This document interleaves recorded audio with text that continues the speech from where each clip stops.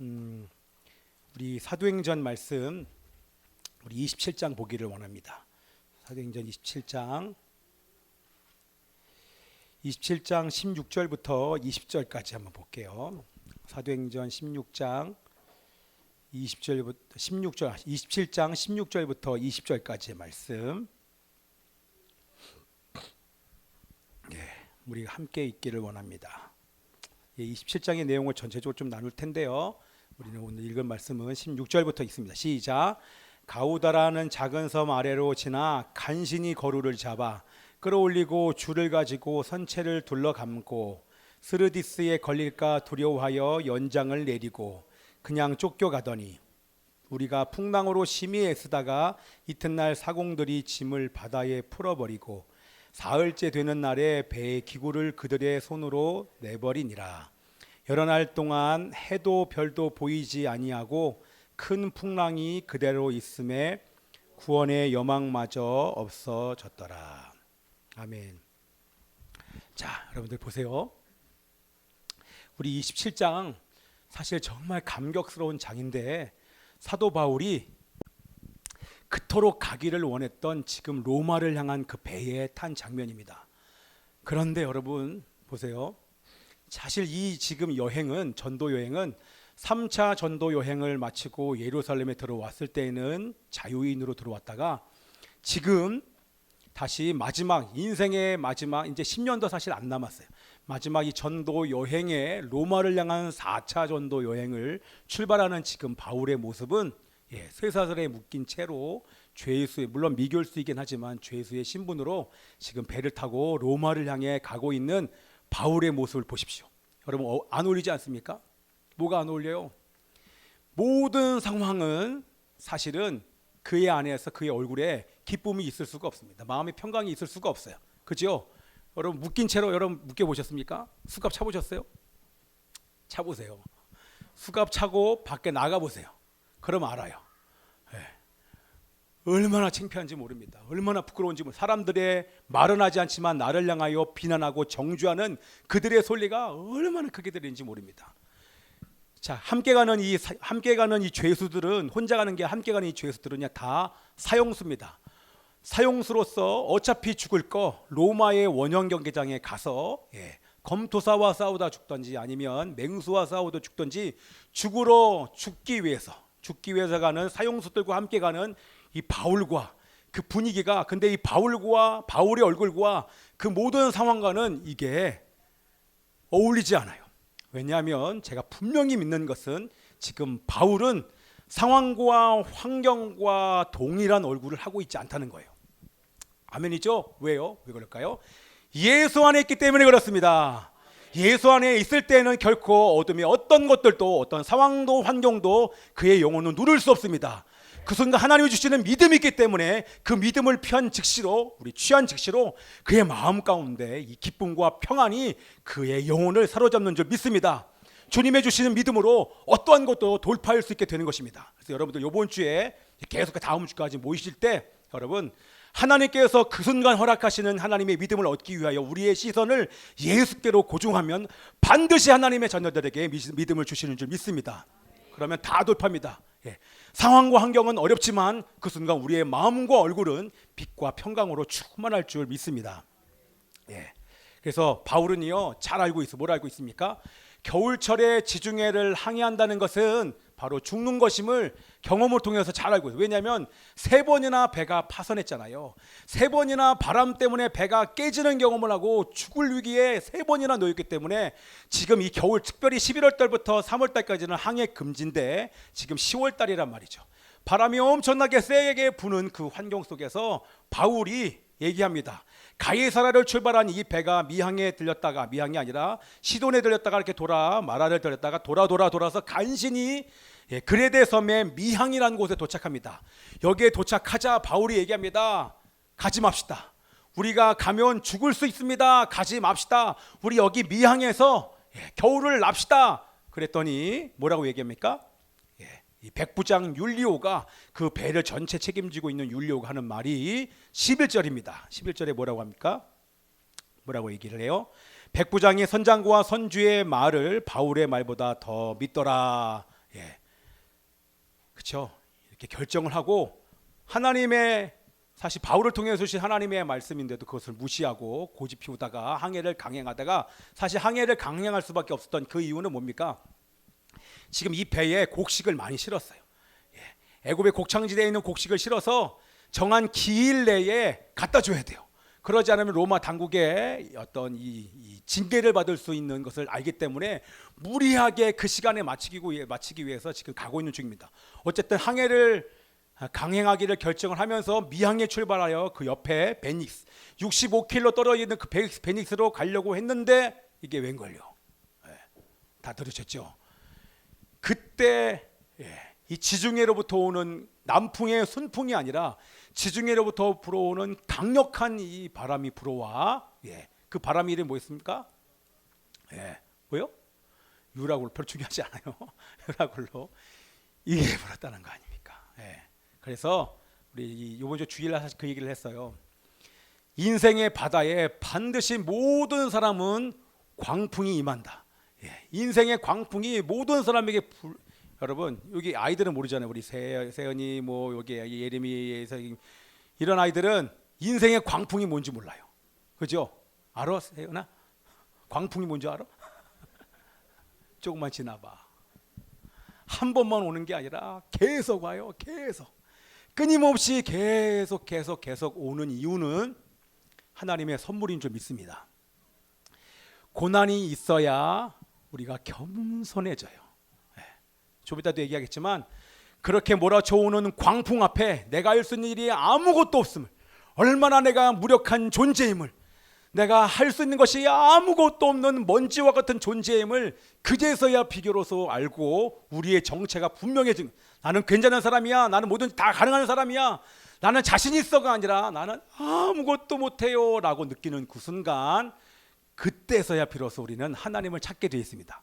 그렇기 때문에 우리 인생 가운데 하나님이 이런 고난이라는 축복과 선물을 우리 가운데 부어주신 줄 믿습니다.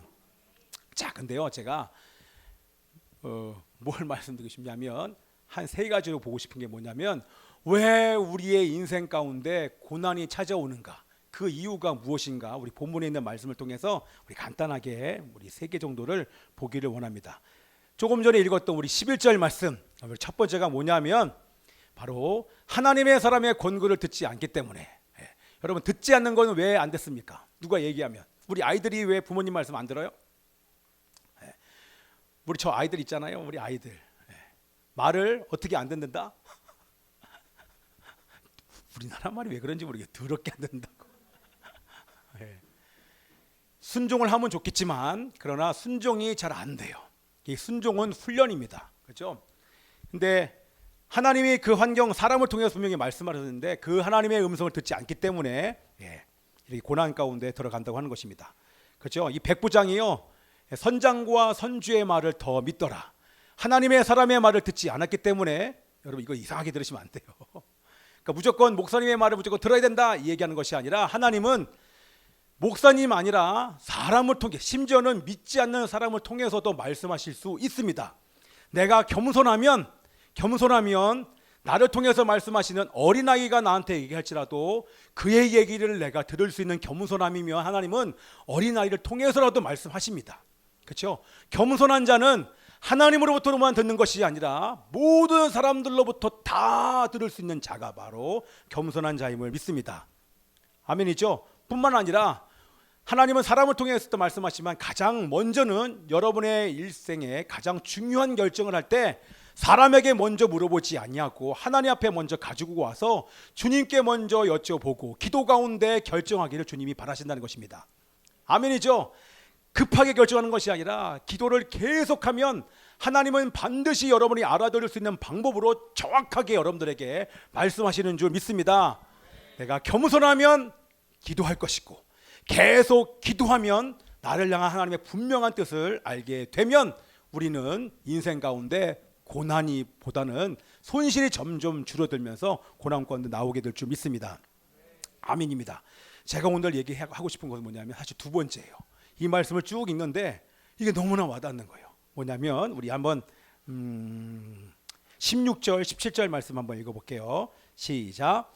가우다라는 작은 섬 아래로 지나 간신히 거루를 잡아 끌어올리고 줄을 가지고 선체를 둘러감고 스르디스에 걸릴까 두려워하여 연장을 내리고 그냥 쫓겨가더니 여러분 바람에 이리저리 막 쫓겨가다가 바람 부는 대로 임의로 막 움직이다가 가우다 섬이라고 하는 조그마한 섬을 딱 지나서 간신히 약간 좀 배가 움직이게 됐어요.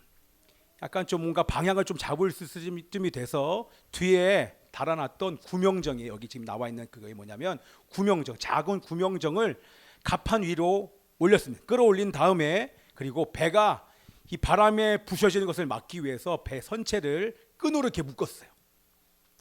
워낙 센 바람에 배가 깨져버리니까. 그리고 닻을 내려서 지금 속도를 막 줄여보려고 하는데도 속도가 줄지 않습니다.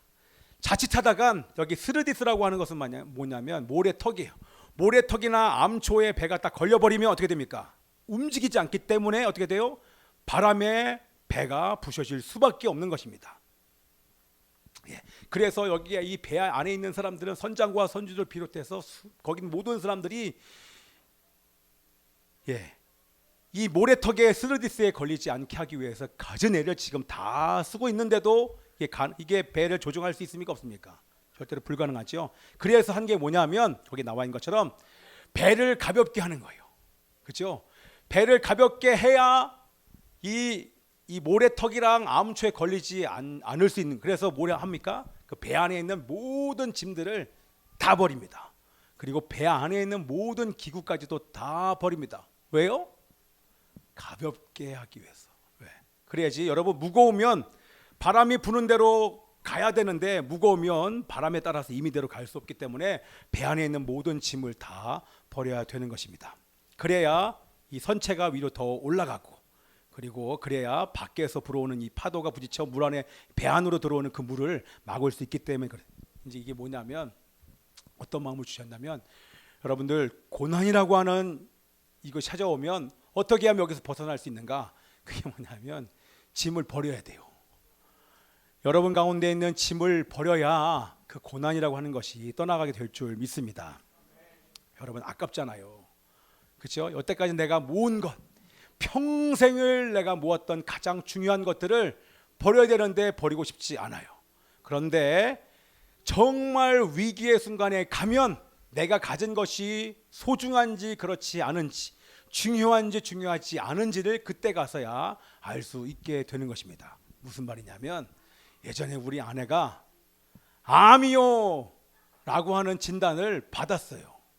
그래서 그 조직 검사가 나오는 그 3일 동안에 제가 죽다 살았지. 암이요 라고 말하는 그 순간 그러니까 암일 가능성이 많아요 이렇게 얘기하는데 그게 암이란 말이잖아요. 암이요 이러는데 그때 제가 생각해 봤어요. 그때 중요한 게 아무것도 없더라고요. 우리 자식 별로 안 중요해. 돈 지금 교회 잘 되고 못 되고 내가 지금 뭐 차 있고 없고 집 명예 학벌 모든 게 다 중요하지 않더라고요. 내가 가진 무슨 얘기냐면 내가 가진 모든 소유가 중요하지 않아요. 소유가 나를 행복하게 해주지 못하는구나. 뭐가 나를 행복하게 해줘요? 다 없어도 됩니다 하나님. 저 아내만 있으면 돼요 하나님. 아내 없는데 내가 가진 모든 게 무슨 소용이 있겠습니까? 그죠? 아내가 없는데 여러분 여기서 교인이 지금 갑자기 막 하루에 막 100명 지도가지고 일주일만 한 달 만에 1000명 뭔 소용이 있어요. 저 아내 가면 저 목회 내려놔요. 그제서야 소유가 중요한 것이 아니라 존재가 중요하구나. 아내가 중요하구나. 다른 거는 다 내 소유를 다 버려야 되는데 내가 정말 버리지 말아야 될 단 한 가지가 있구나. 바로 예수 그리스도를 소유해야 되는구나. 예수만 있으면 되는구나. 거기에 우리 아내가 있으면 되는구나. 그러니까 이게 소용이 없어요. 이번 주에 우리 둘째 아들과 한 2박 3일로 아주 재밌는 시간을 가졌습니다. 이런저런 대화를 나누면서 우리 아들에게 그런 얘기했어. 예중아, 앞으로 아빠랑 같이 이렇게 여행 오는 거 아마 너의 평생의 처음이자 마지막일 수 있는 귀한 시간이야. 너무 귀한 시간이야. 그런 얘기를 아들과 함께 이런저런 얘기를 나눴어요. 근데 평상시엔 그런 얘기가 잘 이렇게 먹히지 않다가 그때는 뭔가 내 진심이 우리 아들에게 전해지는 것 같았어요. 아멘. 거기 끄덕이잖아요. 여러분, 뭐가 소중합니까? 옆에 있는 사람보다 소중한 게 있겠습니까? 그렇죠? 우리 하나님보다 소중한 게 없잖아요. 그런데 우리는 자꾸만 소유해요. 명예를 더 가지려고 하고, 돈을 더 가지려고 하고, 학벌 가져서 행복하다고 귀신이 속이는 그의 음성을 듣고 자꾸 더 가지려고 하는데, 우리가 광풍 앞에 딱 만나면, 인간이 할 수 있는 일이 아무것도 없는 그 위기 속에 딱 놓이면, 고난이 내 앞에 다가오면 그제서야 내가 누군지 알아요. 소유해서 행복을 누리는 존재가 아니라, 이 세상에 그 어떤 것도 나를 행복하게 해줄 수 있는 것이 아무것도 없고 오직 나를 행복하게 해줄 수 있는 분은 오직 예수밖에 없구나. 그리고 그 하나님께서 허락해 주시는 내 가족들이 바로 가장 소중한 존재구나 라고 하는 것들을 깨닫게 됩니다. 아멘이죠? 네. 그러니까 이런 얘기 하잖아요. 있을 때 잘하라. 없어져 보세요. 그러면 죽음입니다. 그래서 사실 이게 똑같은, 여러분 영적으로 보셔야 돼요. 내 사랑하는 내 그러니까 남편이나 아내가 없으면 죽음이잖아요. 똑같아요. 우리가 예배를 드리는데 하나님이 안 느껴지고 하나님의 임재가 안 느껴지는 것 자체가 그게 바로 죽음인 줄 믿습니다. 그러니까 우리는 어떤 순간에서 또 그분의 임재, 그것을 날마다 느끼 여러분 되시기를 축복하며 기도합니다. 그래서 고난이 축복인데 무엇이 가장 소중한지를 깨닫게 해주시기 때문에 우리는 날마다 이 소유를 다 버려야 됩니다. 그런데 여기 19절에 뭐라고 나왔습니까? 19절의 말씀에 이렇게 나왔어요. 배의 기구를 그들의 손으로 내버리니라. 뭐예요? 짐은요, 옆에 있는 사람이 버려주지 않아요. 내 짐은 내가 버려야 돼요. 아멘이죠? 하나님께서 그거에 대하여 가장 소중하지 않은 것들을 예수 외에 중요하다고 생각했던 그런 것들을 내가 버릴 수밖에 없도록 우리 하나님께서 말씀하실 때 순종하면 우리는 이 모든 짐을 다 내버릴 수 있는 줄 믿습니다. 자, 마지막 세 번째는 뭐냐 하면 우리 20절 말씀 있습니다. 시작. 여러 날 동안 해도 별도 보이지 아니하고 큰 풍랑이 그대로 있음에 구원의 여망마저 없어졌더라. 아멘. 우리 고난을 당하는 그 이유가 뭐냐면 자신에게 절망하지 않기 때문에 그렇다고 하는 것입니다. 여러분 보세요. 배 안에 있는 짐을 지금 다 버렸어요. 기구까지 다 버렸습니다. 그래도 소용없습니다. 가차없이 이 풍랑은 계속하여 이 배를 공격을 합니다. 해와 달도 보이지 않고 며칠 동안 실 것 같은 암흑 속에서 계속 방황하다가 언제 암초에 걸릴지, 언제 이 스르디스라고 하는 이 모래턱에 걸릴지를 잘 모릅니다. 그렇죠? 그 뭐예요? 이것을 한마디로 표현하면 절망입니다. 절망. 철저하게 절망할 때, 내가 철저하게, 여러분 그냥 어느 정도 절망이 아니라 완전히 절망할 때, 그때 우리 하나님께서 움직이기 시작합니다. 사실 다음 말씀이 이렇게 완전히 칠흑 같은 어둠 속에서 두려워 떨며 모든 것을 다 놨을 때 우리 하나님 그때서부터 역사하기 시작합니다. 그래서 여러분들, 지혜로운 사람은 저 아무것도 못해요. 하나님, 저 제가 할 수 있는 일이 아무것도 없습니다. 주님이 도와주시지 않으면 저는 못합니다. 그러니 주님 도와주십시오 라고 철저하게 절망하면서 하나님을 바라보는 자입니다. 그런 자가 바로 마음이 가난한 자고, 그 가난한 사람이 하나님께 간절한 마음으로 기도할 때 우리 하나님은 그 모든 상황과 환경을 능히 이길 수 있는 당신의 믿음을 통하여 승리를 주시는 줄 믿습니다. 아멘입니다.